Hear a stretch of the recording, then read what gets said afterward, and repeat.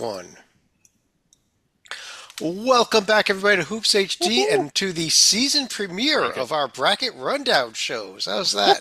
Yes, brackets. I love brackets. If you're a best college Oh basketball boy, fan, you love oh brackets, boy. and that's what this show tonight's going to be all about. We discuss standings and games and stuff on our other shows on Mondays and Wednesdays, but tonight we are actually going to be revealing a bracket.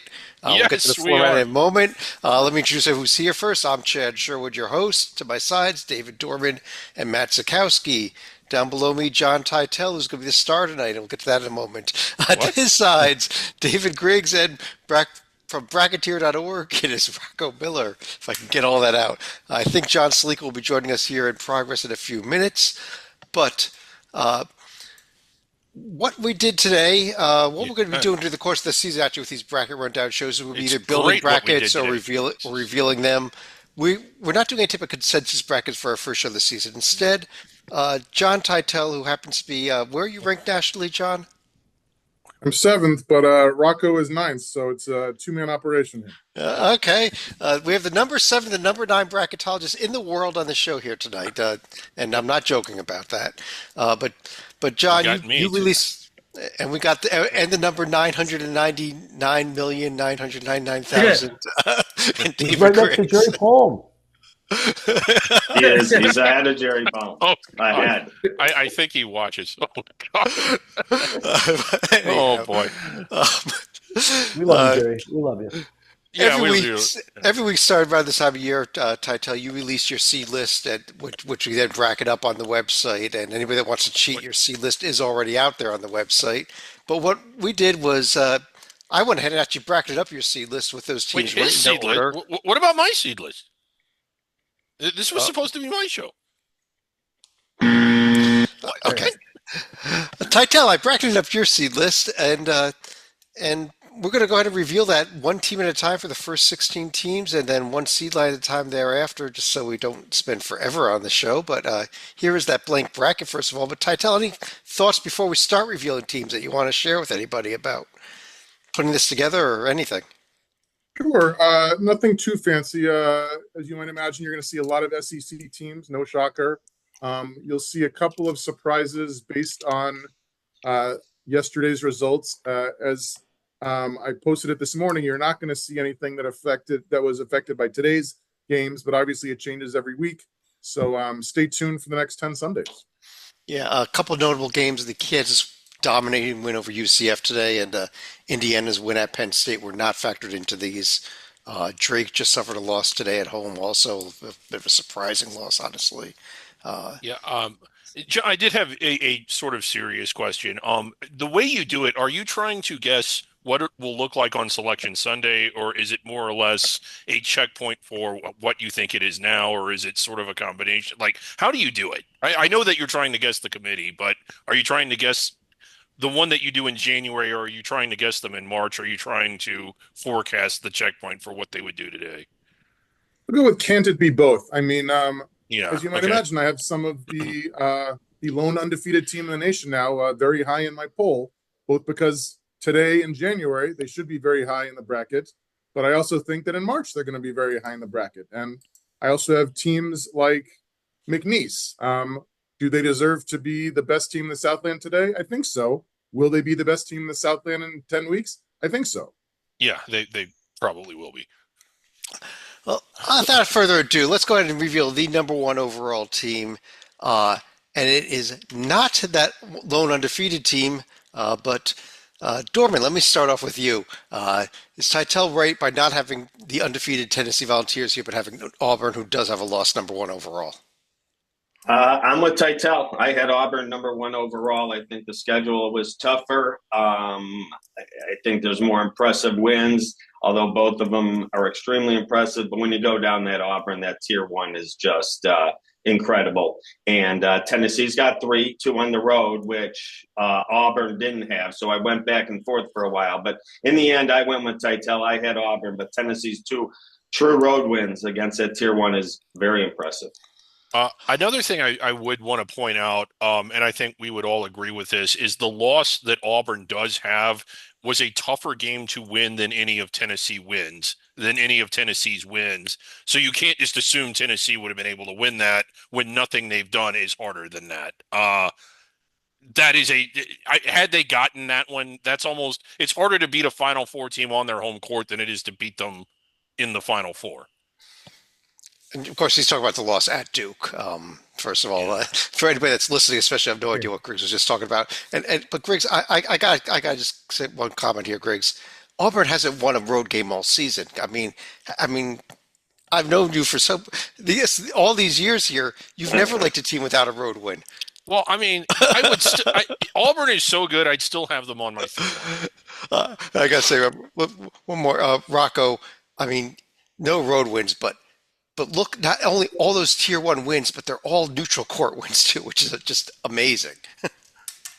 Yeah, it's all part of the scheduling strategy, and Bruce Pearl's caught on, done a good job with that. I think when Todd Golden and Chris Jans got hired a few years ago in this league, they were the first ones to start doing 6 neutrals. Now you see Auburn on board. Alabama's got a bunch. So that's now you're starting to see why. And you can play anybody you want at their level. That's why they have so many great wins. I think personally it's like so early. It's not a big debate, but just the fact that Tennessee doesn't have a loss and that they have a road win at number 5 in the net, Illinois. That's the only thing that I bank on a little bit more at this point to put Tennessee number 1.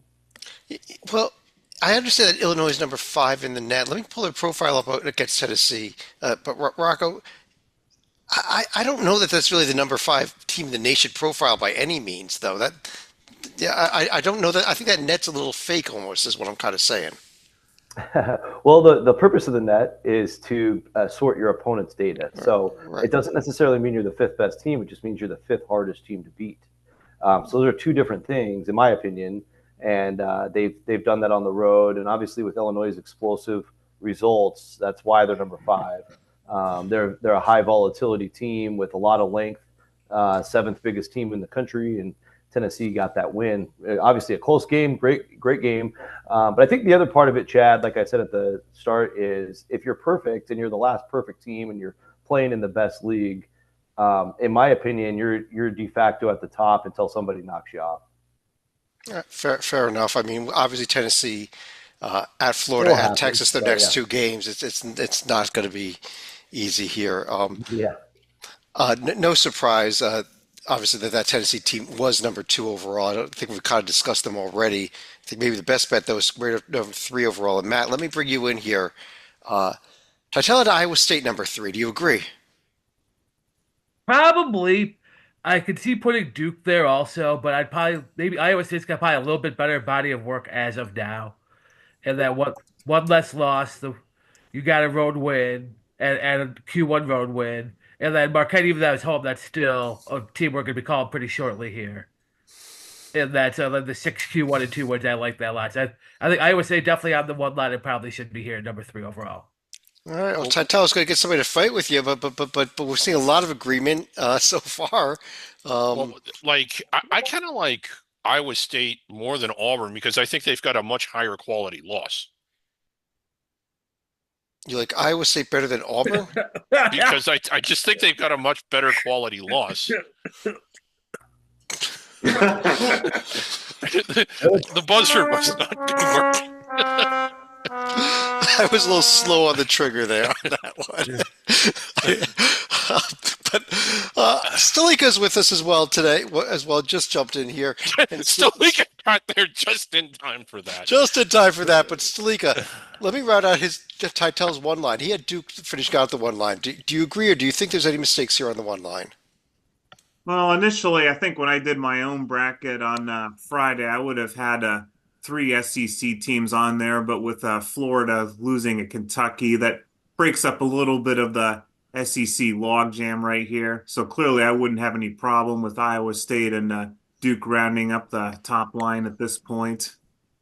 Was that the thing, Titel? Was the Florida loss what knocked them off the 1 line?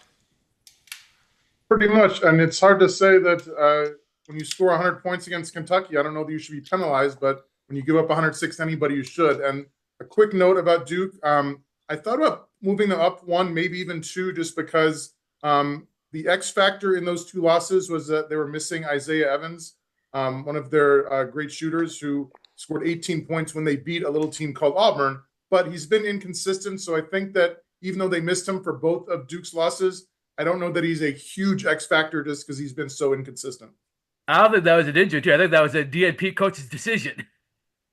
Touche. I think that's accurate. Yeah. All right, let's just start it in the two line here, and the top team to miss to the next team up would have been Alabama. Um, Rocco, is Alabama correctly on the two line instead of the one line even at this point? I'm not sure. Okay. It's a good exercise. I think there's a good argument for Iowa State and Duke. I'm good with what Titel's got so far. I was actually just comparing Alabama and Marquette, and that was a tough decision. But if they're both twos, I think we're in good shape. And probably not for where they want to go. That shouldn't affect it, I don't think. Yeah, well, there were some bracketing issues with all these SEC teams here. For example, you see Alabama over there in the East. We already have SEC teams here in the South and the Midwest. It was either the East or the West for Alabama at this point early on, and next SEC team has to be in the West region at this point. Yep. That's just a bracketing exercise, though. Yeah, my God, what Alabama did to what I thought was a pretty solid Oklahoma team. Goodness. Well, number 6 overall was Marquette. Also, There we go. probably no surprise here. The two teams we were just discussing as debating. Matt, you are a Marquette guy, so let me go back to you for another second here. Any other thoughts on that? No, that's one. I think, yeah. Even probably Duke. I think 4 through 6 is pretty close right now, but I would give Duke the edge and probably have it roughly in this order. And then even projecting down the road, I think Alabama's going to get a 2 seed. In that we're going to see another. I think we're going to see another SEC team here shortly that I'm not quite sure will be a 2 seed at that point. But yeah, 1 through 6, I think I'm pretty sure this is where they're going to land come March too. Even good chance. I mean, Marquette would have to probably go something like 18-2 in the Big East to get a 1 seed. Dorman, let me bring you back in. Number 7 overall, off of that win. How about Kentucky on the 2 line? I have Kentucky on the 2 line Okay. as well. I have no argument there. It was real tight with Florida. I had Florida and then Kentucky, not to ruin the next team, but you could go either way. Yesterday, there was a matchup in Lexington. Kentucky got away with the victory, so I see where it leans there right now. But coming into that game, I leaned a little more to Florida, but it's tight. Yeah. Yeah. Titel, was that the deciding factor here, kind of between a Kentucky or a Florida, especially given that I think the metrics seem to favor Florida still at this point. I do love my undefeated teams, Chad. So when you ruin an undefeated team's streak, I give that a lot of weight. Also, if you look at Tier 1, I mean, I don't know if Duke, Gonzaga, Florida, I think that's one of the best in the nation, right? Yeah.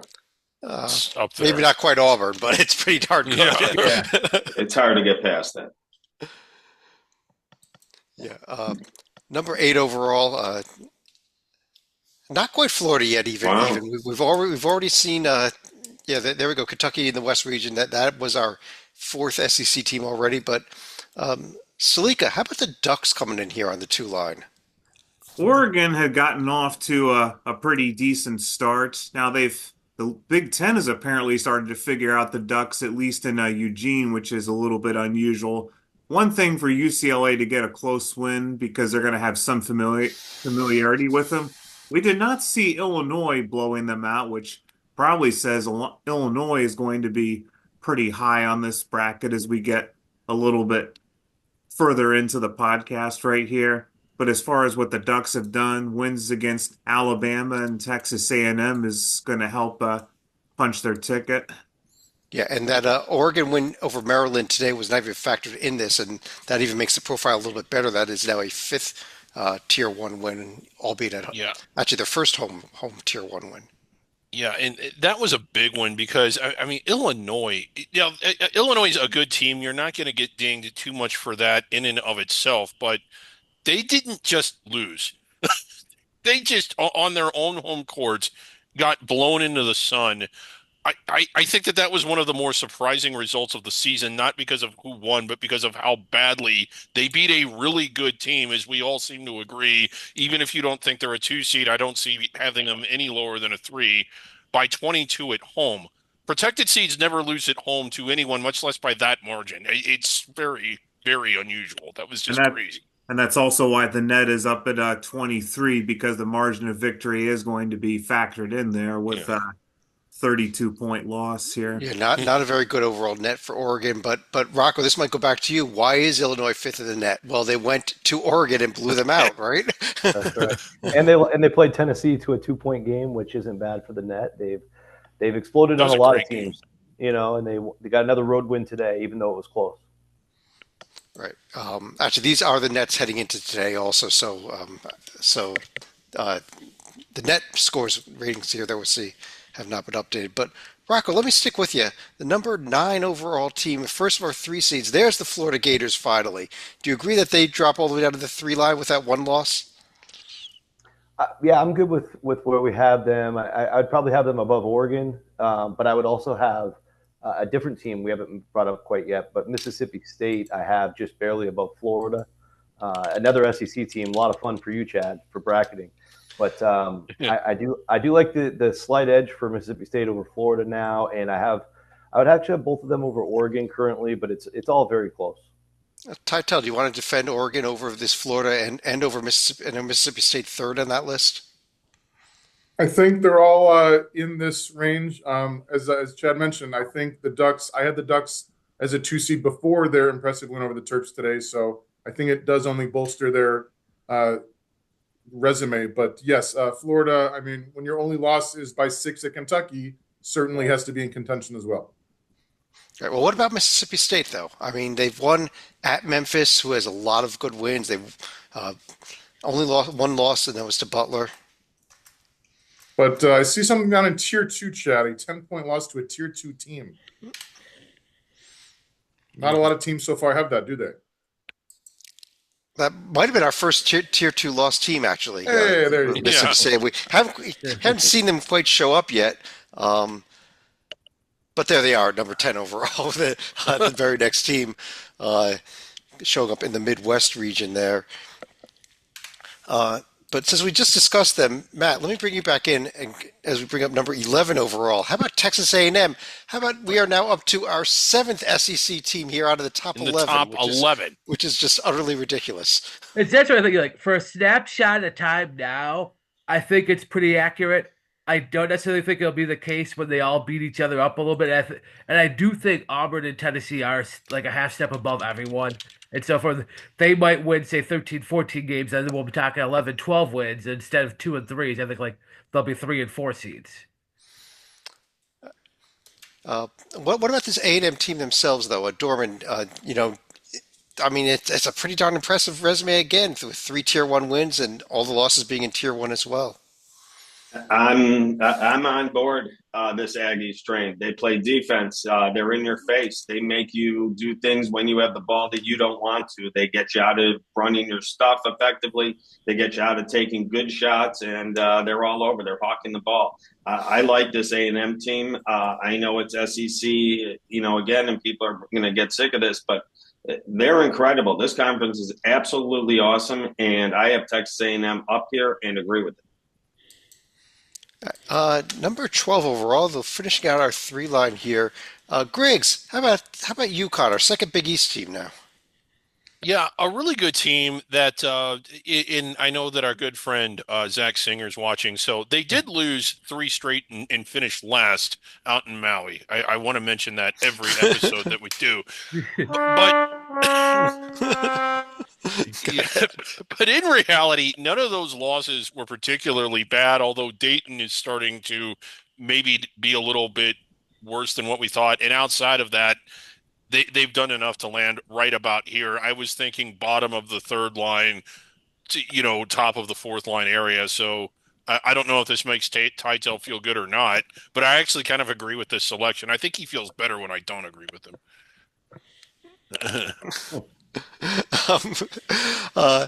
I guess the other thing on UConn, they actually struggled at home with Providence most of the game today.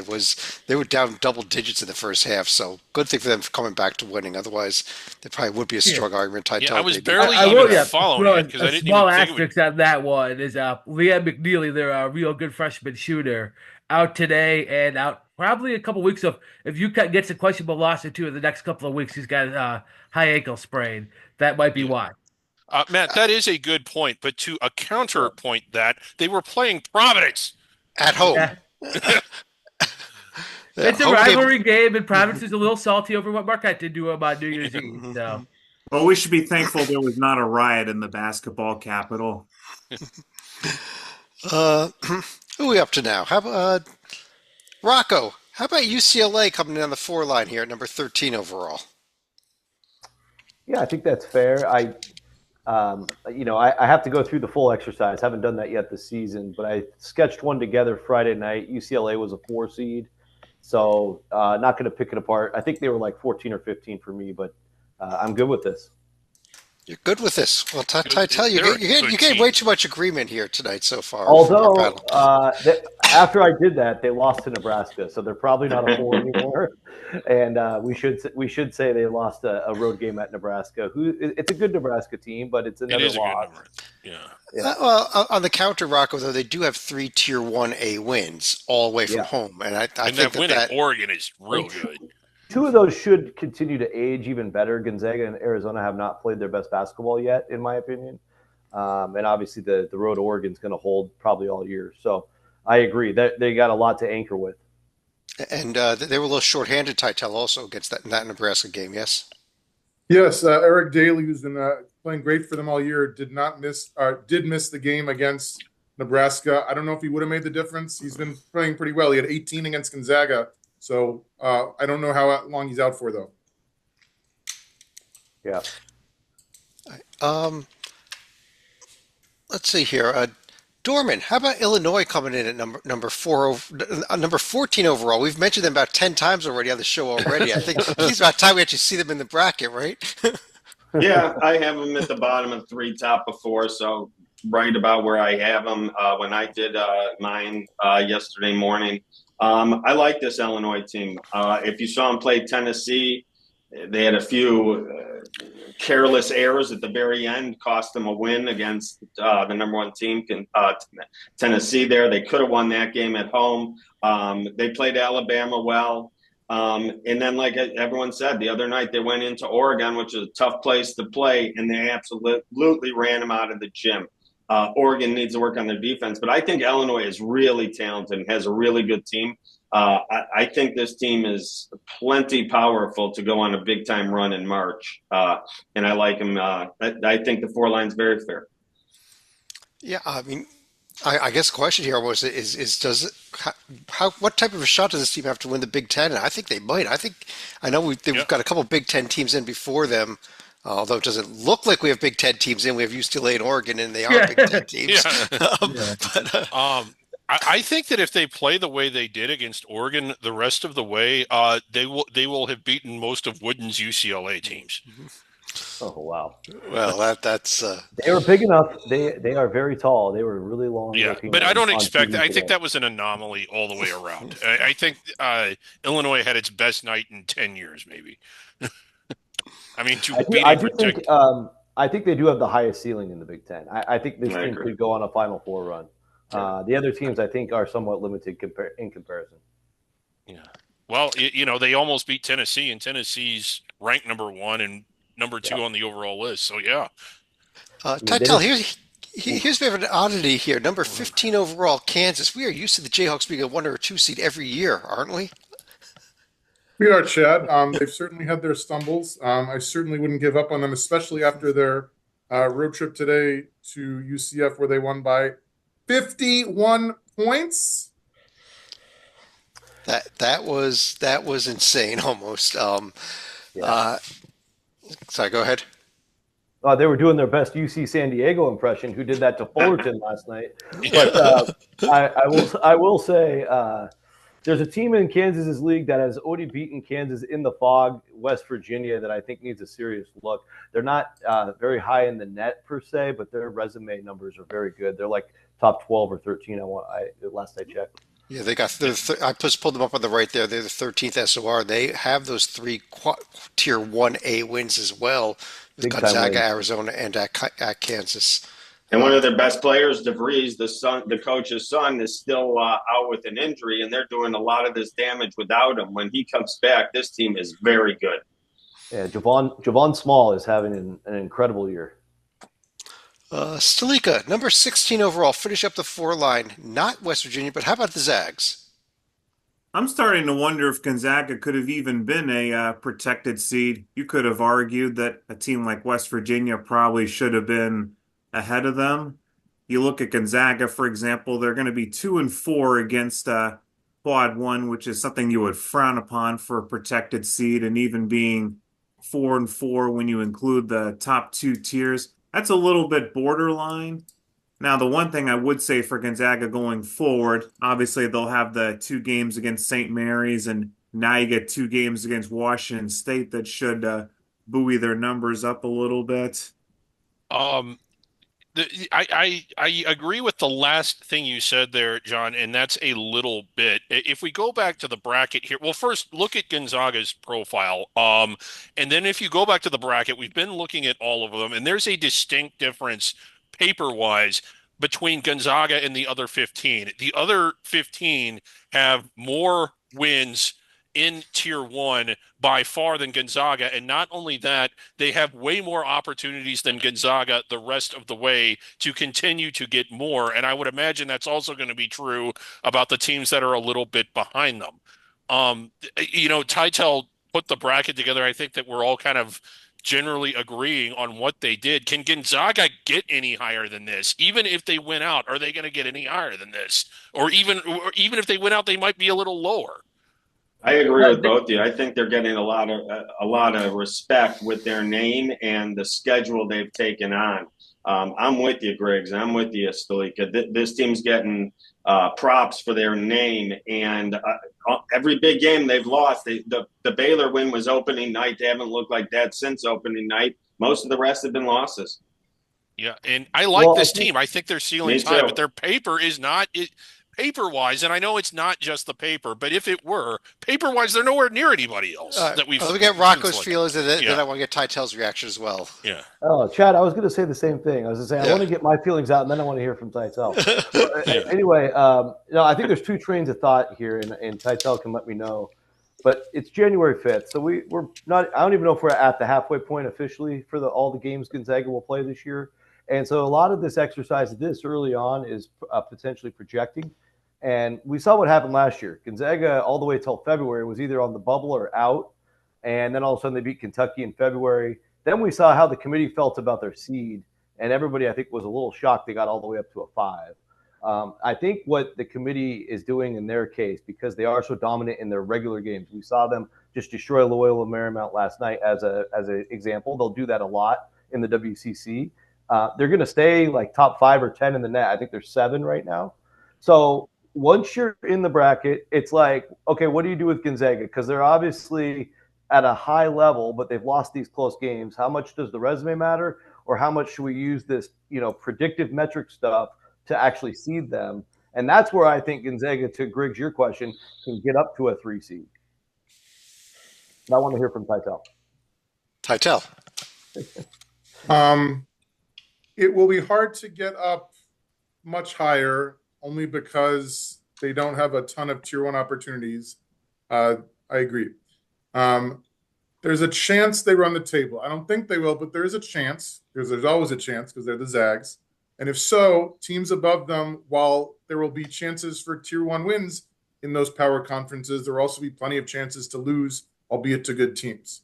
And I think the reason I have them this high, amongst other reasons, is if you look at the tier 1 losses, overtime, 3 points, 6 points, and none of them were at home. Like, those are 4 good losses. And Chad, as we know, great teams have great losses, right? I don't have the screen available, but yes, good that's why I thought Iowa State belonged ahead of Auburn. Yeah, but now there's a couple more tier one opportunities here than the Zags. They're all the road games. The road games at St. Mary's, the road game at Washington State, the road game at Oregon State. Assuming those Mhm. games remain tier one, which they are right now. The road game at San Francisco. There are a few chances, but they're not going to be high tier one wins. Which Uh, they get to play in the Chase Center, by the way, which no fun for us Dons fans. um, that does complete what we call the protected seed. So from here on out, we're going to go one full seed line at a time.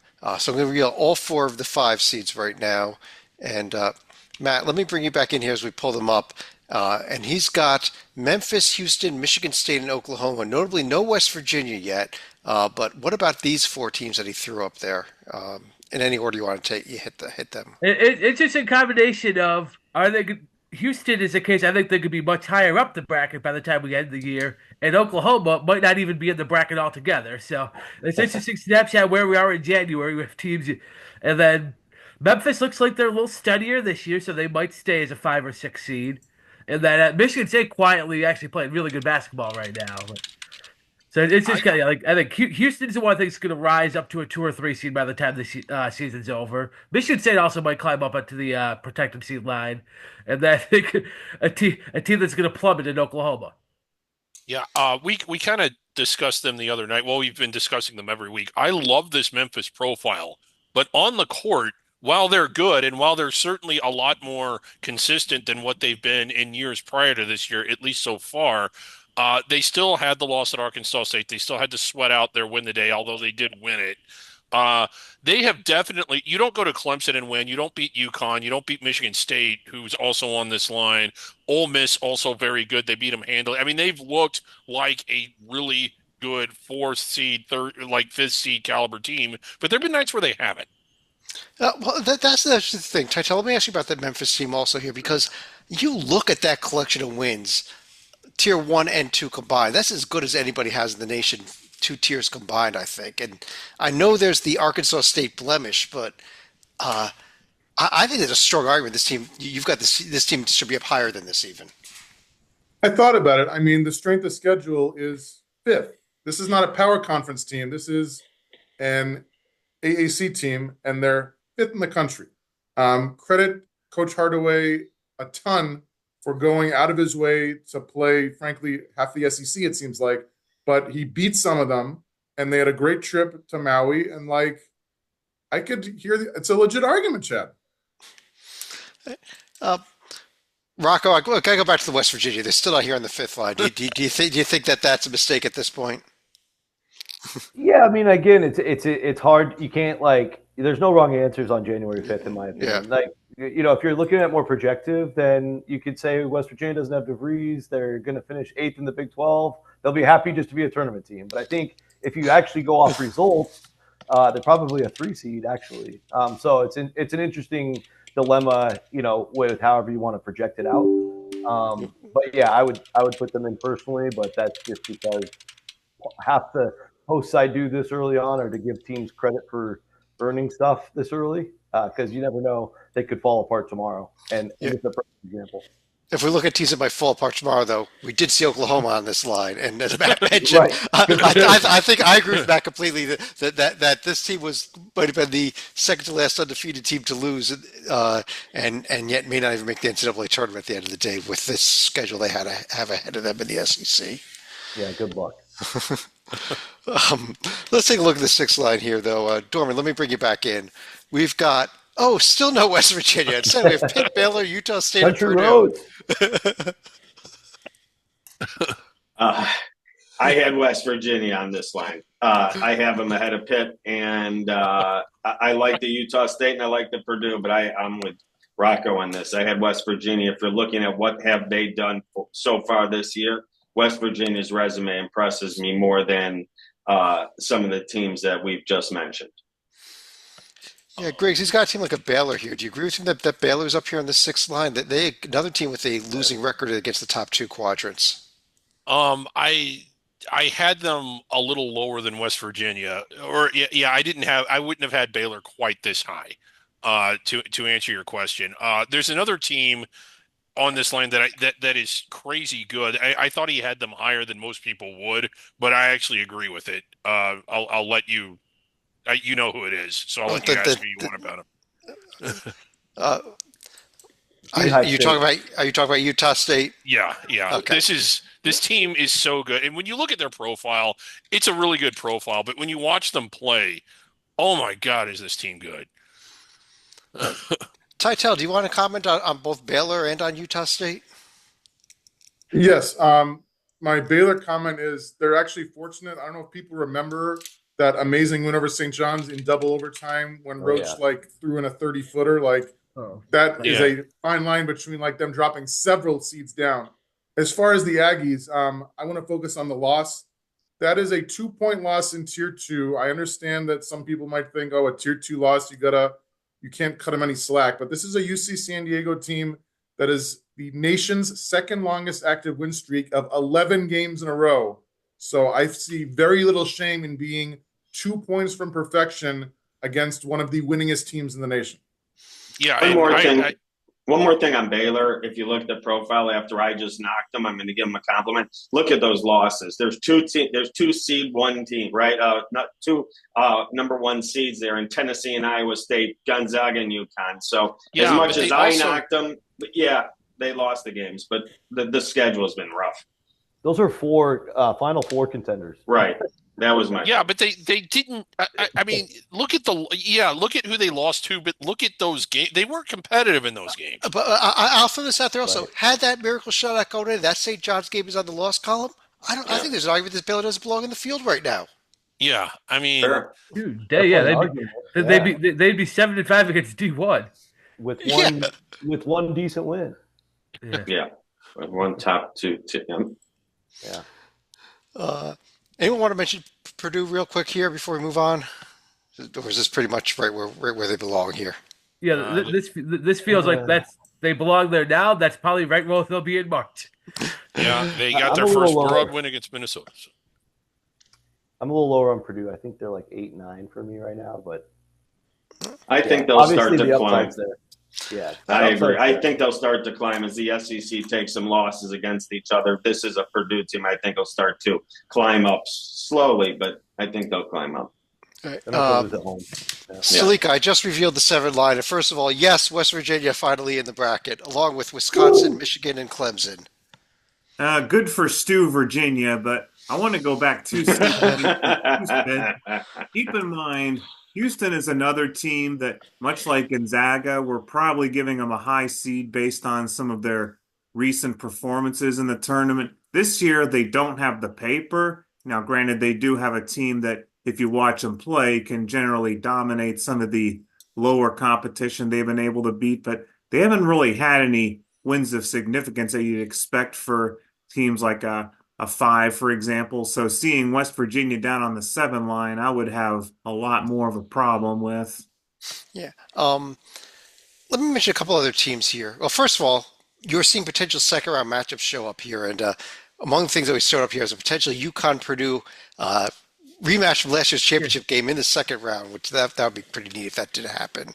But how about these 2 ACC teams that just came in, Pitt and then Clemson? And who have we not spoken to recently? Let's Matt, what are your thoughts on this? Because I'm kind of really suspicious of the entire ACC after Duke this season. I believe in Pitt. I know that game at Mississippi State is one they want to forget, but you basically take that game out, they've played like a top 15 team all year, and I think we'll continue to play that way. Clemson, I'm a little more suspicious about. That's one. I watched the Kentucky game. They found a way to win that game, even though I felt like Kentucky was the better team, even in Little John there most of the way. So that's the one. I can see Clemson tumbling. Pitt, I think experienced guards, Brownell and Cape will probably similar coaches, but I like Pitt's guards, and I think Pitt will be solid in the ACC. Clemson's one I can see. If they do anything like they did last year, that roller coaster, that might knock them out of the field this year. Yeah, Titel, you just don't have the room for bad losses in the ACC because you only get a couple good teams left on the schedule. You don't believe in the Tar Heels, do you, Chad? The Tar Heels, I haven't they seen them in your exist. field yet, have you? Not going to for a while, Chad. Yeah. Let's take a look at the 8 line here. Again, look at some potential second round matchups. Griggs, I want to bring your attention to the East region potential second round matchup as we reveal the 8 line. Okay, this is. Oh, yes! I tell. Oh man. Very, very well done. Oh, yes. Oh man. Yes. Oh. Duke, Maryland potential second round matchup. We're going to make them play each other here. The other teams, Nebraska, again, before the. Oh, did they play today? No. No. Nebraska, Yes. Ole Miss, Georgia, and Maryland Yeah. showed up on this line here. I really like this Nebraska team. Fred Hoiberg's doing a good job, but he had a good foundation lined up. I think Tim Miles still deserves a lot of this credit, but Okay, let me go somewhere else here. Stalika, what about the likes of Ole Miss and Georgia on this line here as well?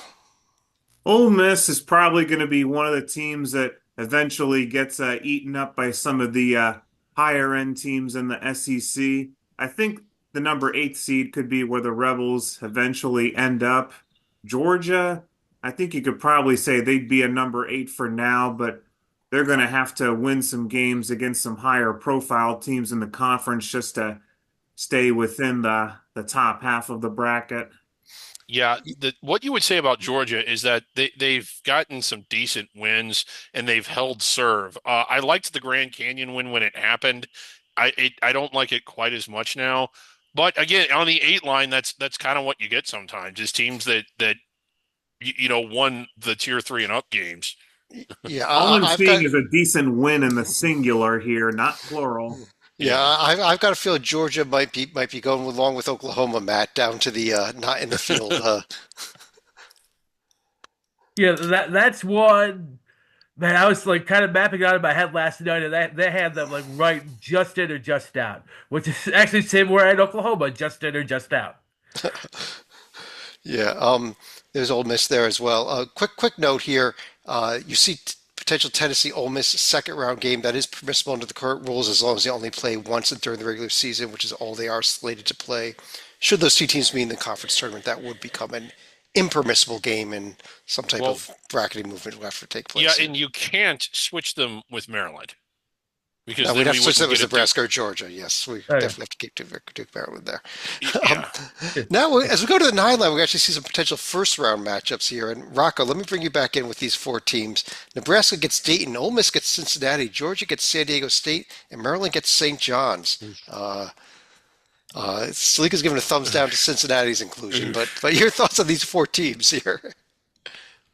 Yeah, I think I'm with Stalika. I don't know where Cincinnati stands after a home loss yesterday. Obviously not a bad team they lost to, but they were already kind of hurting with their Villanova loss and just a lot of bad net games in their win total. So it's hard to know. Pull them up. Dayton obviously got blown out by George Washington yesterday. But I do like how they performed in Maui. So I think they're fine to hang on for today. I think Maryland's the team they were an 8 on here, but I don't know that they belong at all. They are a very impressive, talented team. Derek Queen's amazing, blah blah blah, but they haven't beaten anybody really besides Ohio State, and at one point went over Villanova, I guess. But their substance is not good, and they just got swept by the Northwest schools.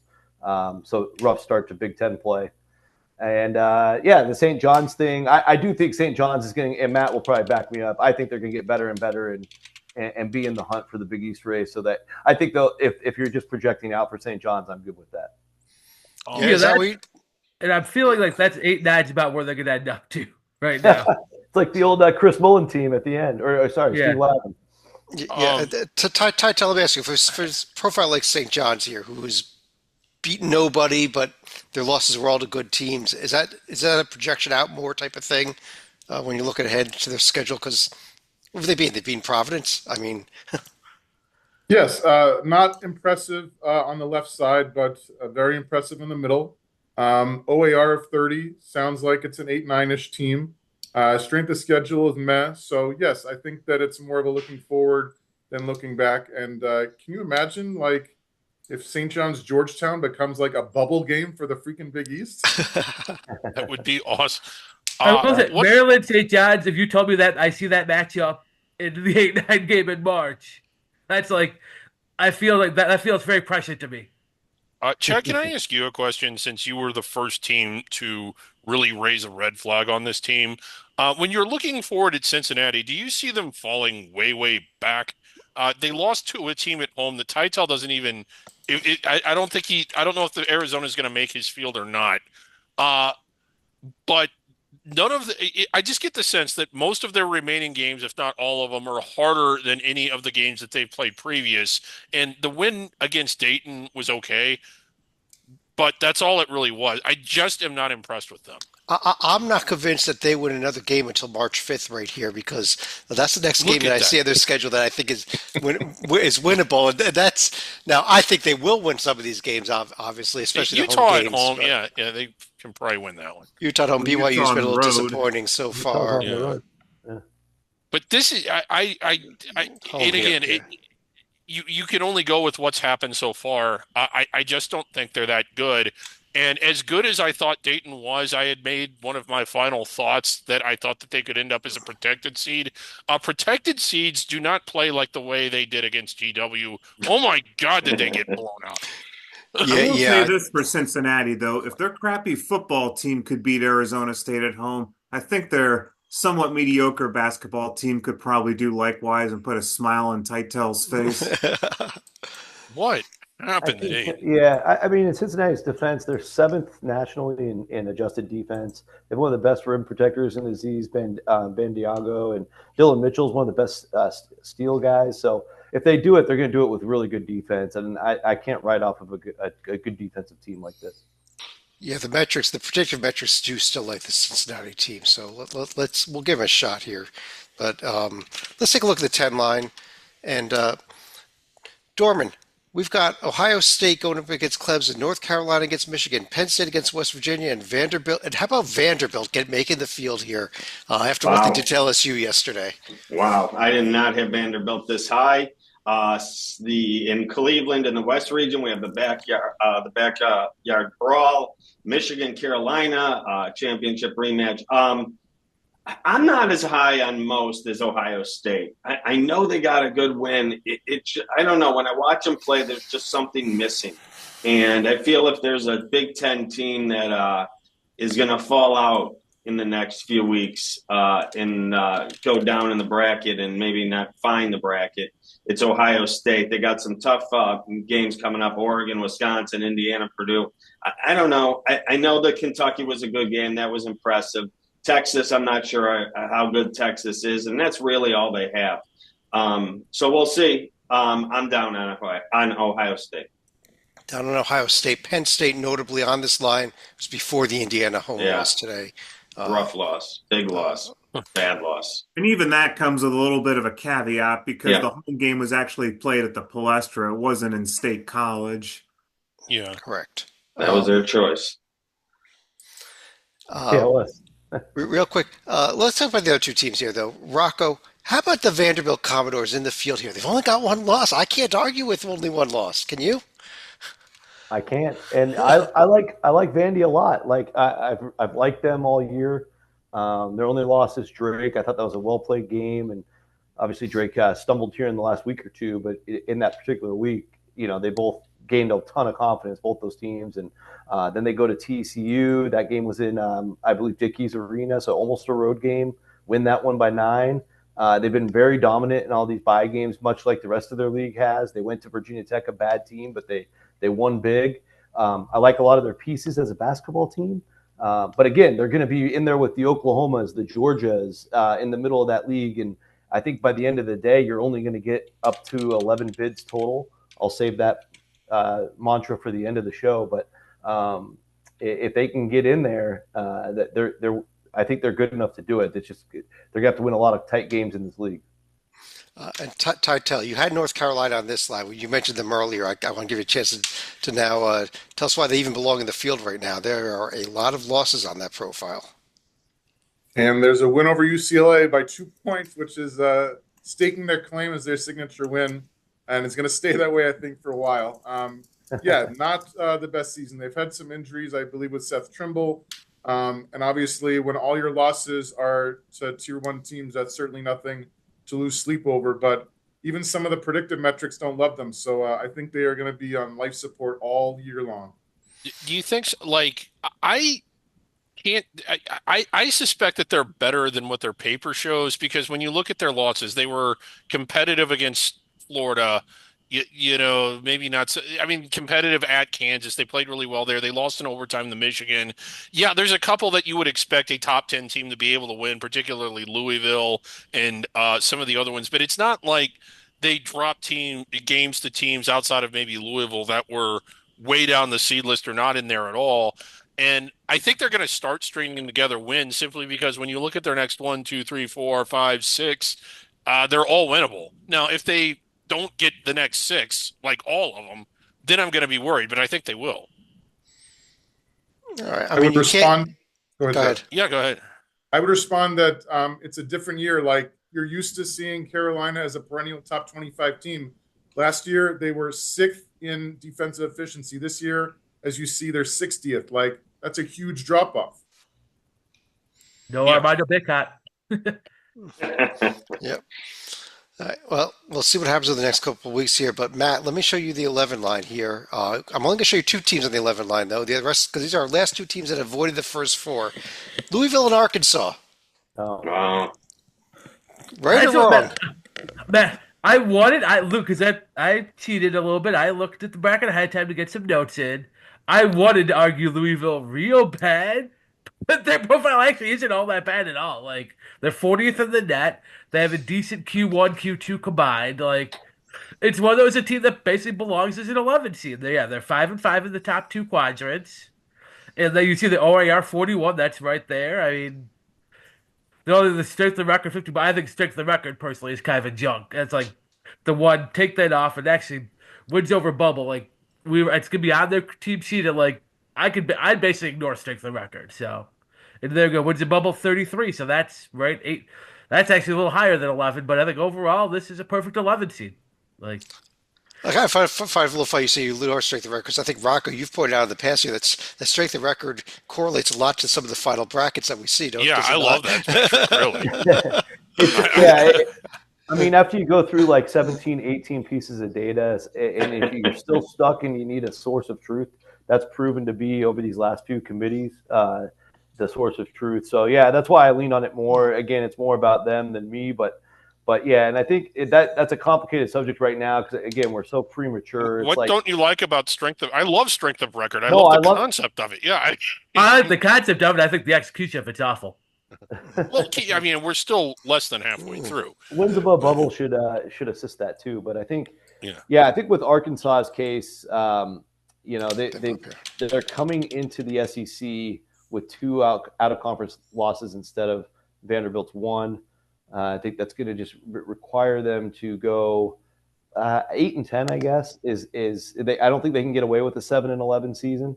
And this is now Titel. I've been counting is 12th SEC team. So I don't see the math where 12 can get in. And maybe that was just an accident because Arkansas is better than most of the other options on a head-to-head. But I do think this league's going to get squeezed at 11. You may need to keep counting here, Rocco. We still have 4 more teams to go. I know. But I'm just saying, once they play all their games, unless we have like a COVID thing, knock on wood, as long as all these games get played, I don't know if the math will work to get 12 teams. Yeah, and let's start over here in the South region. Pitt's first round opponent will be the winner of a game between yet another SEC team, Texas and St. Mary's. So there's number 13 for you on the SEC. Wow. Griggs, what about that? Texas and St. Mary's both making the field barely. Barely. I like this St. Mary's team. I think that I know that outside of Gonzaga and maybe San Francisco, they're in Wazoo. They have limited opportunities, but I think they have enough and they'll win enough to avoid the first 4. So I like that he selected them and just didn't leave them out. Texas is a good team that's got a lot of teams that I think that are better than them on their schedule the rest of the way. And because of that, I wonder if they're just they say that they factor that in, and like it's good to play a tough schedule, but at the end of the day, if you're going to be losing the vast majority of them, I just don't think they get enough overall wins to make it in the end. But for now, yeah, I mean, Yeah, and a nice easy week for Texas this week. Just the top two teams in the nation, back to back. Yeah, That's it. Just back. Oh, they are at home I though. think- So go Yeah, ahead. Texas is one we looked at on the show earlier in the week that I think they would actually need to go because they had such a soft non-conference. I think they would actually need to go 9-9 in this league. Yeah, 278 non-conference strength of schedule is pretty darn weak. yeah. Let me go here. Stalika, the very last two teams that made Titel's field, also on the 11 line here, Purdue's potential opponent, SMU and Arizona State. Well, SMU was doing, they were looking like a team that was basically non-offensive going into the Duke game, and then Duke completely exposed all of SMU flaws in 140-minute span. So probably not going to be a bubble team if that were to have been taken into consideration fully. Arizona State, they do have the nice neutral court win against St. Mary's, and then a couple other meh wins after that. They're probably not going to win at Kansas because I don't see the Jayhawks losing 2 in a row at the Fog. But you look at their upcoming games against Baylor, UCF, winnable, road trip to UC in West Virginia. They could pick off one of those games, then sure, they could probably argue that they're a bubble team. Yeah, Duke exposed all of SMU's flaws and then created new ones that no one had ever known existed before. Good Oh. God. Well, SMU's good news is they're not going to play Duke again until possibly the ACC tournament. So, but the bad news don't know is if they that's don't good really news. have any quality opponents left on their schedule either. That's, We looked at their schedule, Chad, and SMU plays the top 4 ACC teams once each, so they only get one crack at each. I don't think that's a good thing. and That's at North nice. Carolina is your next game. So that's going to Yeah. be it. You're gonna have a Pitt and a Louisville and a Clemson games at some point here. But that's Yeah, one crack at each. Yeah. Titel, your top 4 teams out, just missed out were Arizona. You put Arizona State in, left Arizona out. I just got to make that comment. And that could have been a first for Am I you. ill? Yes. Missouri, St. Bonaventure, and UC, reverse UCF. psychology. Good. Yes, Titel. Chad. I think that UCF will be dropping off after their 51-point home loss. The Bonnies are legit. I almost put them in. I almost left my Wildcats off, but I was really impressed that they didn't blow it at Cincinnati because it looked like they were going to, and then just somehow they hung on for dear life. But God, they are painful to watch. They don't have any sense of the fundamentals, and they're a bad three-point shooting team. And my boy Krevis is still hurt. Like they're going to be a bubble team all year long, and I have a bad feeling it's not going to work out. Which, after our horrendous football season, will only be the necessary icing on that disgusting cake we need in Tucson. Titel, you can watch my team. They're a great 3-point shooting team. They just can't win when it matters. You what, Titel, I think you're too stuck from the old forest in the trees. Now leaders Arizona get in. They're wearing white in the first round. Wow, Yeah. Ooh. Look at those predictives. Look at those predictives. they're great. A BPI of 8. That is an incredible number. That tells you that they have lost a lot of games that they should have won.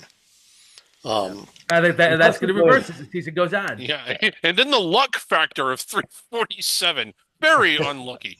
But Dorman, what about Missouri, who's also on that list of 4 teams? I mean, this team, that's there's nothing bad there in the profile and a win over Kansas. Yeah, Kansas is not what we are accustomed to with Kansas. So besides that, I need to go down to tier 3 to find a win against Cal and Jacksonville State.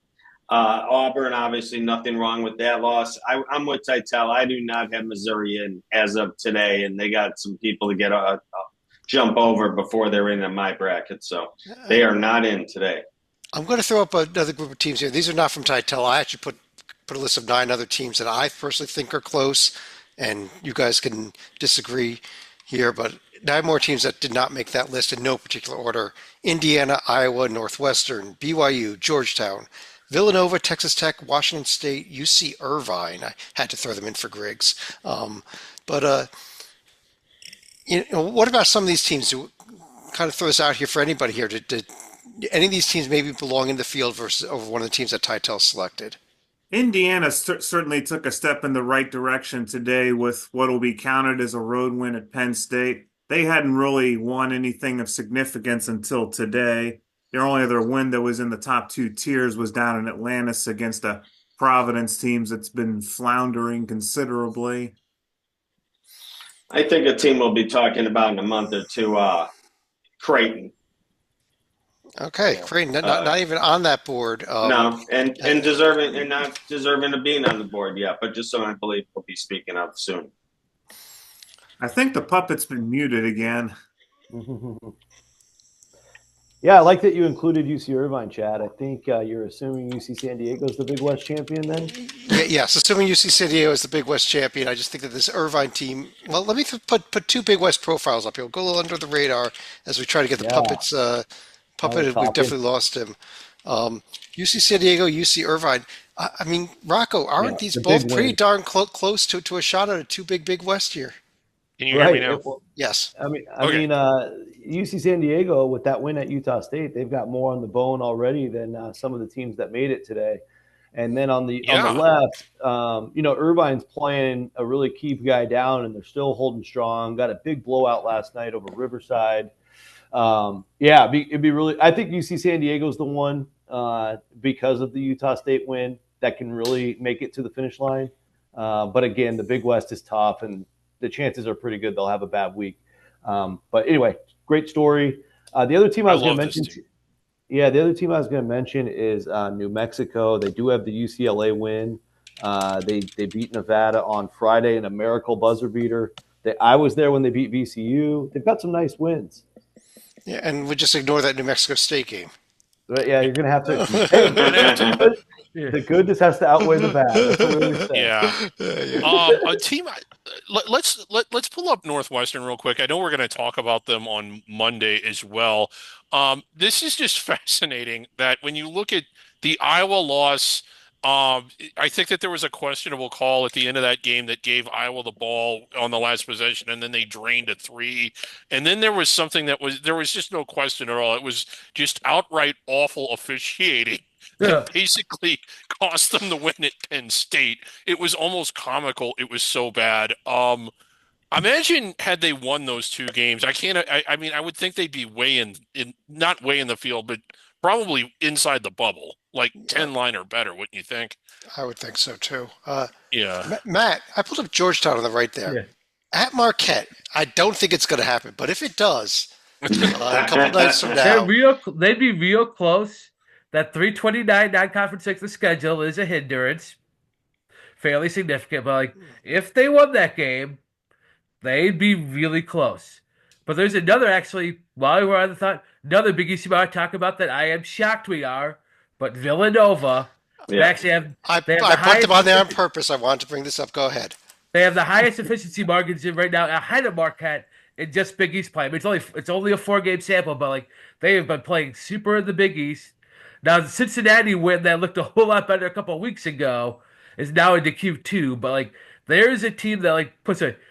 If they still think maybe Jay Wright is secretly coaching them now, and that's the case, and they keep this up, they can put up a Big East record that will put them in the field. Yeah, I mean, after what they did. I was going to say after what they did in November, we gave everyone wrote this team off. But I'm with you, Matt. They're creeping near this discussion suddenly. Go ahead, Salika. There is a bit of a conundrum with Villanova. They are a top 10 team if you go by adjusted offense. Of course, that also comes with a 346 tempo where they're going to try to keep the game down into the 60s and hold you to the 50s, which you might be able to do in the Big East about 60 to 70% of the time successfully. Let's quickly go through the rest of the bracket here. These are all the rest of these are single bid under the radar conferences. You can check out our under the radar shows on Wednesday nights for more info on a lot of these teams. But on Titel on Years 12 Live, we include that UC San Diego team that we just discussed, along with Drake, Liberty, and Samford was his pick to win the SoCon. Oh, yeah, Buckyball. Buckyball. Yes. On the 13 line, he had McNeese, Columbia, Arkansas State, and the Grand Canyon Antelopes going up against Gonzaga. There in the 4-13 game. Yeah, a conference rivalry that never will be. Columbia's going to have to learn how to play some defense if they want to make it. Yeah, I don't know about Columbia holding on there. I think Princeton. I know it. I know it It'd be makes a you great sick, story. Titel, to put Princeton in, but I think Princeton is the team. This 14 I'll line. go Yale. The 14 line with Lipscomb, Charleston, Kansas City, a little surprising pick out of the Summit League, but that league has kind of got thrown upside down this weekend. And Kent State as the MAC champion, they're going up against UConn. Kent 15 State lost to Ball State. Yeah. A lot of these teams had bad weeks, actually. Yeah, they did. A real bad week for some of the under-the-radar schools. 15 line, Northern Colorado, UMass Lowell, High Point, and Milwaukee. And finally, on the 16 line, we've got the winner of a Holy Cross Marist game going up against Auburn. We got Central Connecticut. We got the winner of a Little Rock Southern game taking on Iowa State. And Norfolk State, the MEAC champion, avoiding the first four there, getting a game against Duke. That's the bracket, though. Titel, let me start with you. Any other thoughts about what you did here, or what our discussion was, or did we change your mind about any teams even, maybe? I was interested to hear that everybody is so high on West Virginia. I've been kind of thinking they're a fraud, but if everybody else thinks they're not, then I guess I will start to believe. And obviously, the win against Arizona looks better and better by the week. As far as the bracketing, I love what you did in the East chat in terms of the possible UConn-Purdue title game rematch, and then the winner possibly playing Alabama in a Final Four rematch. Maybe we can invite NC State to do a scrimmage that week just to fill it out completely. Who knows?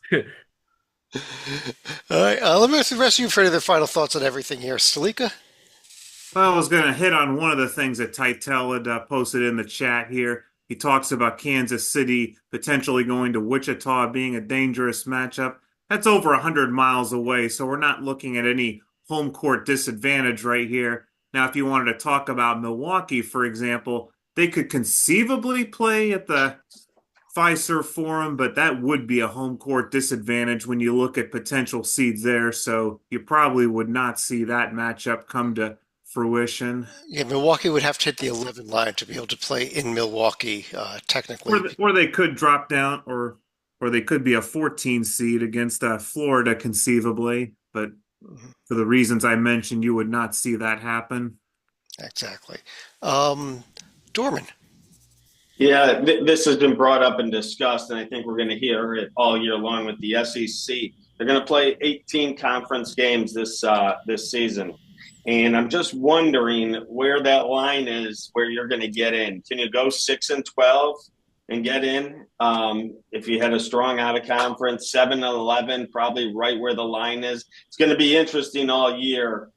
Based on the unbalanced schedules and how many victories, how many wins are you going to get in the SEC, and how are they going to rank them? So I think it's going to be a fascinating situation with the bracket and the rundowns each week on the SEC and where they stand in the records in conference versus the bracket. I would just throw in there, we didn't really pay much attention to it because there weren't a ton of teams from the conference in the top 16 teams. There are 11 Big Ten teams in here as well, by the way. I mean, there are only a couple teams behind the SEC, but they just all seem to fall in that 6 to 11 seed range as opposed to the 1 to 4 seed range.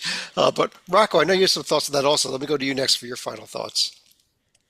Yeah, thanks, Chad. I don't want to sound like the bid police because I'm not. But I will say the sheer math, assuming all these games get played as scheduled, will probably limit the league to 11. There's not many scenarios where 12 could find a way. I think in Dorman's case, his points are very valid. I don't see any path for any 6 and 12s to get in. At 7 and 11, you need a strong non-conference still, or at least a decent non-conference. And then I think from 8 and 10 and on up, you'll probably see a lot of those teams happy on Selection Sunday. But it's a fine line, and those games are going to come down to margins. I think we're going to start to see, those teams we talked about at the very start of the show. I feel like all of them are very strong, and they could really embarrass some of those middle of the pack teams, like Oklahoma found out. But I think on the flip side, instead of like trying to limit the SEC, I will say they've done so much good work. I really can't see them getting any less than 9, and even that would take a little bit of a letdown from the league standpoint. So I would put the range 9 to 11 and feel very safe that they're going to get 10. That's really crazy to say on January 5th, but that's where we are.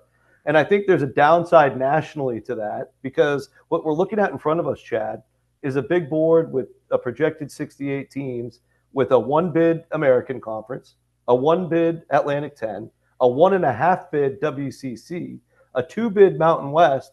There's the heart and soul, the beef, the middle of the sandwich in the sport completely evaporated because the SEC, the NIL money's too strong. They got all the talent there, and the Big 10 and the Big 12 are next. So we're really getting a famine for the great stories, the schools, the underdogs. It's that, I think that's the sad part of all this. You even look at a situation where the ACC, I think we put 4 teams in from the ACC. Right. Or 5 actually. SMU 4.5, I guess you want to count SMU as the half. That's less than what the Mountain West got last year. I mean, it's I hope the Mountain West had fun last year. That might be the last time. Matt. I will say, I think Rocco is painting a very realistic story. However, I've got one hope for this.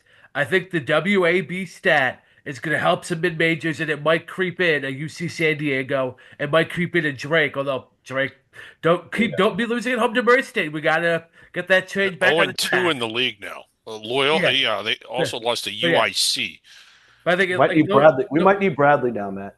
I think Bradley is, but say Drake goes and wins it somewhere like Bradley to make up for this. Right. And therefore, I think wins over bubble, and that is going to really help them to where they'll see hey, that might be Bradley's only home loss. So this is a little bit of a Griggs special on that, but that might be Bradley's only home loss if Drake wins there, and all of a sudden, come Selection Sunday, their wins above bubble might be 30, and there you go. That might sneak them in. Or if UC San Diego does basically what they should, they win. Say they win at Irvine, maybe only lose 1 or 2 other times in Big West play. There you go. They might just be in there with the WAB, and hey, that especially when you introduce a new stat, I'm thinking you're going to want to give some credence to it in year 1. Yeah, I'll throw in the Conference USA champion of Liberty over Louisiana Tech in that same discussion. Although all these teams keep losing games that they shouldn't be losing, so that doesn't help. Greg, you want to finish out the show? Yeah, Rocco painted sort of an interesting picture and scenario, and it's looking that way, at least the way it is now. It's just the teams from the other regular multi-bid leagues, the West Coast, the A10, the Mountain West, and of course the American, not getting as many bids as what we've seen. Maybe most of those leagues only 1 or 2 teams inside the bubble at all. Not to echo what he said, but the A10 in particular, it seemed like you had VCU, you had Dayton, you had Rhodey, St. Bonaventure, another one. These teams that came out with these bloated records, but they didn't do it against anybody substantial other than Dayton, who did go out and play. And Dayton, not the best week for them either. So, where are those teams and those stories are going to come from? Because I think, as a fan of the sport, that's some of the most fun, at least for us. But one of the teams, this UC San Diego team, Titel didn't have them in. He's better at guessing the committee than I do. One of my gripes is that I think a team like that belongs in. He had them in, but is the auto bid. He didn't have them inside the bubble. They went to Utah State and won. They've got an amazing profile. They almost won at San Diego State. And this is a team that, if they continue to blow through the Big West, should be selected and should be placed inside the bubble, in my opinion. Not only would their paper warrant it, I just think that, how would you like to be the 5 seed that gets them? Holy crap. Let's do it. Yeah. Well, I guess on that note, I'll go ahead and pull this down here. If you want to check out the final bracket, we will post it underneath the podcast here. But forget everyone on the screen here. I do want to thank everyone for joining us. On behalf of David Dorman, Matt Zukowski, John Titel in the center square, David Griggs, Rocco Miller from Bracketeer.org, John Stalika, I'm Chad Sherwood. We'll be back Monday night, tomorrow night, with our regular Hoops HD report, and we'll have another Under the Radar on Wednesday and another bracket rundown next Sunday night. Different format next week. We'll figure that out about 10 minutes before we start the show. Thanks for joining us, everyone, and we'll talk to you again real soon.